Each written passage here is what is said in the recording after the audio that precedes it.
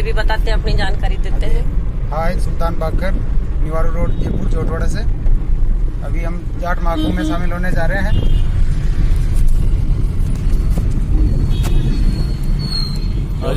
हनुमान भौरिया Niwaru road से जाट महाकुंभ में जा रहे हैं।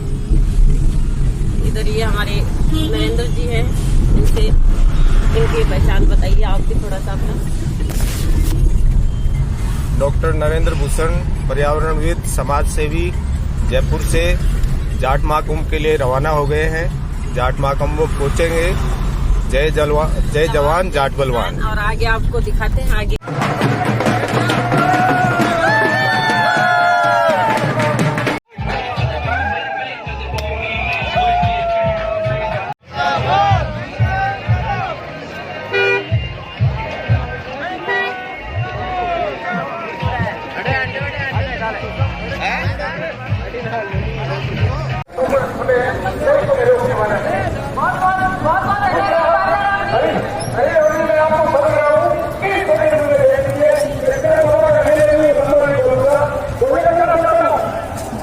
अभिनंदन करता हूं, स्वागत करता हूं।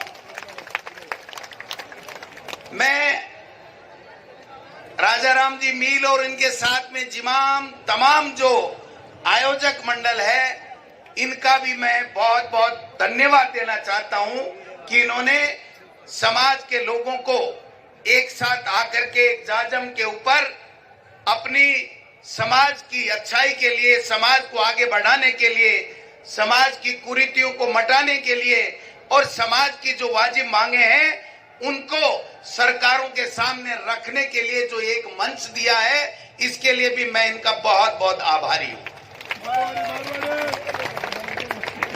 देखिए, मुद्दे की बात एक ही है कि हमारा समाज, हमारे समाज के, हमारे कौम के लोग दिन रात मेहनत करते हैं, हल चलाते हैं, मेहनत करते हैं और खून पसीना एक करके जमीन को चीर करके अन्न पैदा करके इस देश के लोगों का और विदेश के लोगों का पेट पालने का काम करते हैं।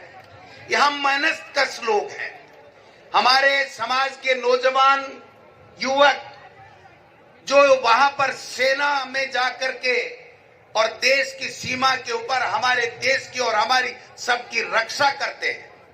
हमारे समाज के उन तमाम नौजवान और वरिष्ठ लोगों को भी और उन महापुरुषों को भी मैं याद करना चाहता हूं जिनके बलबूते के ऊपर समाज ने बहुत कुछ हासिल किया है, आर्थिक उन्नति की है, समाज में रेपुटेशन पाई है, अपनी मेहनत के बल के ऊपर आगे बढ़ने का काम किया है। उन तमाम शहीदों को भी और उन तमाम महापुरुषों को भी इस मंच के माध्यम से मैं श्रद्धांजलि अर्पित करना चाहता हूं, हम सब की ओर से, पूरे समाज की और प्रदेश की ओर से।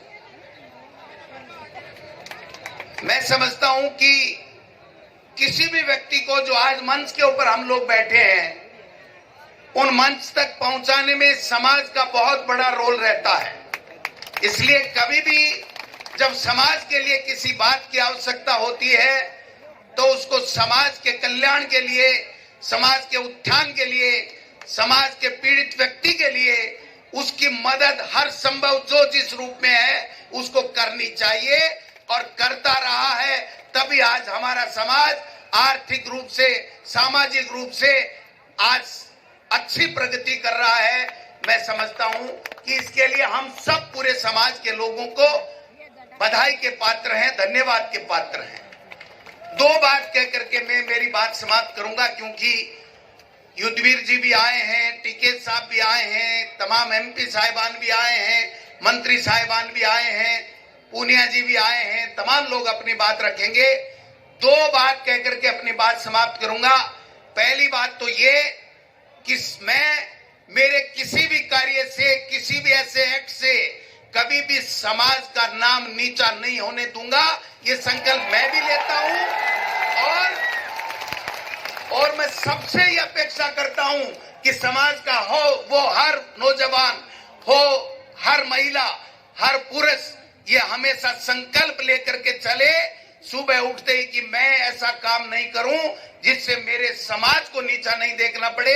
ये अगर समाज के किसी भी व्यक्ति का अगर वो सही काम है तो ईमानदारी के साथ में अपनी पूरी शक्ति के साथ में उस समाज के व्यक्ति का कार्य करना चाहिए, उसमें किसी तरह की कोई कोताही नहीं बरतनी चाहिए। लेकिन एक बात मैं आपसे चाहता हूं, कृपया हमारा समाज किसान समाज से जुड़ा हुआ है, किसान समाज कहलाता है, हर वर्ग के लोग उससे जुड़े हुए हैं, हर जाति संप्रदाय के लोग उससे जुड़े हुए हैं। हम उनको सबको साथ लेकर के चलेंगे, तभी हमारे समाज का कल्याण होगा, तभी उसकी वैभूति होगी। सब समाज के लोगों को साथ में लेकर के हमको चलना चाहिए, चाहे वो बुजुर्ग है, चाहे वो युवा है।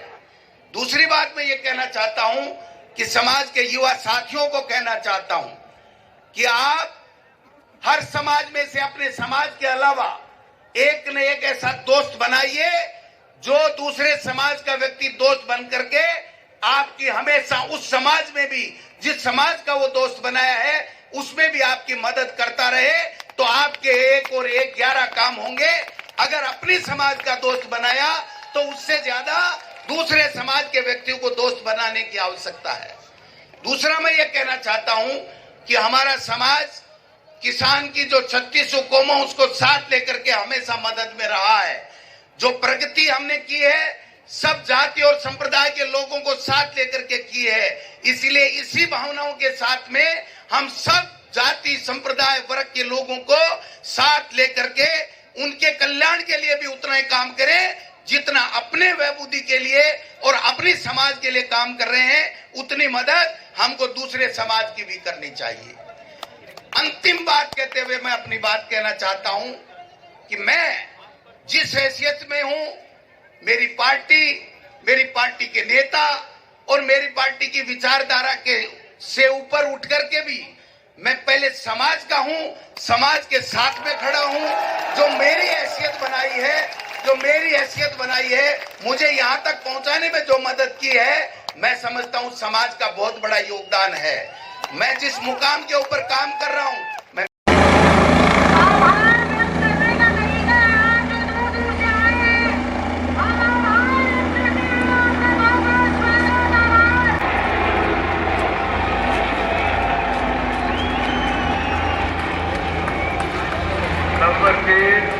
मैं उन शहीदों की अंत्येष्टियों में जाता था, उन जाट शूरवीरों की अंत्येष्टियों में जाता था। मेरा सीना गर्व से चौड़ा हो जाता था जब मैं उनकी छातियां देखता था। एक भी बेटे के पीठ में गोली नहीं थी, तमाम के छाती पर गोलियां होती थी।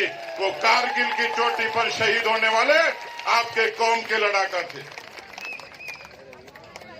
इसलिए मैं निवेदन करना चाहता हूं, मुगलों से संघर्ष, अंग्रेजों से संघर्ष, और इस देश का सबसे बड़ा मुद्दा कोई है लोकतंत्र। उस लोकतंत्र का रक्षण करने का काम किसी ने किया तो आपकी किसान कौम ने किया, इस देश के लोकतंत्र को ताकत देने का काम किया। इस देश के गांव के लोकतंत्र को, गांव के सद्भाव को जिंदा रखने का, गांव को स्वावलंबी बनाने का, गांव को आत्मनिर्भर बनाने का राजनीति की बेड़ियां तोड़कर किसी ने किया तो आपकी कौम ने किया, जाट कौम ने किया। और इसलिए किसान सरदारों में निवेदन करना चाह रहा हूं, थोड़ा समय की नजाकत देखिए। ये लड़ाई लटकी नहीं है, ये लड़ाई बुद्धि कौशल की है। हम किसी से कम नहीं है, न परिश्रम में, न खेती में, न जज्बे में, न देशभक्ति में। और मैं इसलिए निवेदन करने के लिए आपके बीच में आया हूं। आप इतना ही समझ लीजिए, मैं तो चूरू जिले के छोटे से किसान के घर में पैदा हुआ हूं और पिछले 35 वर्षों से राजनीति में हूं। मेरी मां ने मुझे संस्कार दिए, मेरे माता पिता ने संस्कार दिए, मेरे पुरखों ने संस्कार दिए। मैं भी स्वतंत्रता सेनानी परिवार से आता हूं। मैंने वो सब देखा जो एक गरीब व्यक्ति देखता है। भूख देखा, अपमान देखा, तिरस्कार देखा, विरोध देखा, संघर्ष देखा। और जब पहली बार रेलगाड़ी से जयपुर की धरती पर उतरा तो यथा समुद्र देखकर मन में ये कल्पना आई थी कि शायद इस शहर में मेरी जगह नहीं है। मैं उस शहर और गांव की मानसिकता से भी लड़ा, लेकिन किसान के परिश्रम की, किसान के मेहनत की और किसान के ईमानदारी की ताकत क्या होती है, आज मैं दुनिया की सबसे बड़ी पार्टी के सबसे बड़े प्रदेश का अध्यक्ष बना हूं, तो ये तमाम किसान कौम की उस मेहनत का, उस आशीर्वाद का परिणाम है। हमारे खून में देशभक्ति है, हमारे खून में आस्था। हर व्यक्ति को मौका दिया है, जाट के बेटे को मौका दिया है, और हम जाट के बेटे, जो जाट का बेटा कहता है कि इन्होंने क्या किया, वो क्या किया, जब नाथुराम मिर्जा और बलदेव राम मिर्जा ने किसानों को खातेदारी की जो जमीन जोतते हैं उनको जोतने का हक दिलाया, ये काम किया उन्होंने इस कौम के लिए।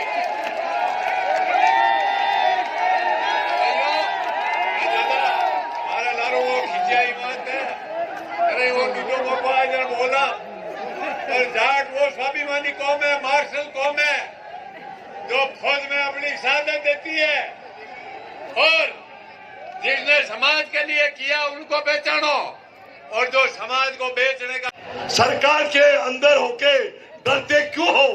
डरना नहीं चाहिए। कोई सच्चा जाट है वो डरता नहीं है, कभी नहीं डरता है, वो सिर्फ अपने माता पिता से डरता है या भगवान से डरता है। अगर आप में डर हो तो उस डर को निकाल दो।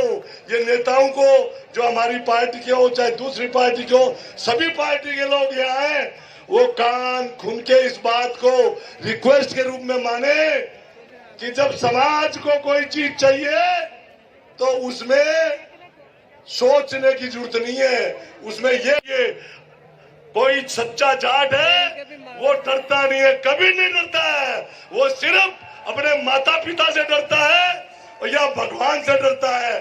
अगर आप में डर हो तो उस डर को निकाल दो। ये नेताओं को, जो हमारी पार्टी के हो चाहे दूसरी पार्टी के हो, सभी पार्टी के लोग यहाँ हैं, वो कान खुन के इस बात को रिक्वेस्ट के रूप में माने कि जब समाज को कोई चीज चाहिए तो उसमें सोचने की जरूरत नहीं है, उसमें ये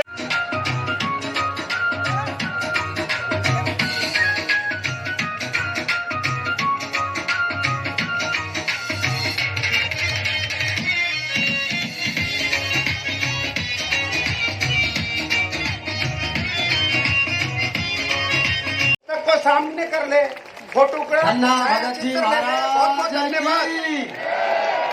ये धन्ना भगत जी की जीवनी, जिनके घर उनकी निश्चलता और भक्ति से भगवान विद्याधर चौधरी जी